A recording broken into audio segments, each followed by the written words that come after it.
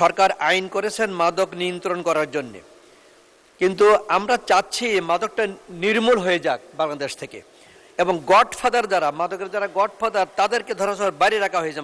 মাননীয় speaker, Satkhira 4 GM Nazrul Islam, সময় 1 minute.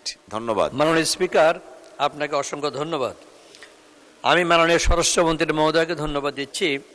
মাদকের সবলে যখন দেশ ডুবে গেছে, যুবকদের অনৈতিক অবক্ষয় ঘটেছে, সেই সময় এই বিলটা আনার কারণে তাকে আবারও ধন্যবাদ জানাচ্ছি। মাননীয় স্পিকার, আমাদের দেশের তরুণ ও যুব সমাজ আজ মাদকের মরণ কামড়ে ধ্বংসের দ্বারপ্রান্তে পৌঁছে গেছে। প্রতিটি পরিবার আজ অজানা আতঙ্কের দিন কাটাচ্ছে। আমাদের প্রশ্ন, শুধুমাত্র ট্রাইব্যুনাল বাড়িয়ে আর মাঠ পর্যায়ে চুনুপুটিদের ধরে কি এই মহামারী ঠেকানো সম্ভব? মাননীয় স্পিকার, নিয়ন্ত্রণ নাকি নির্মূল?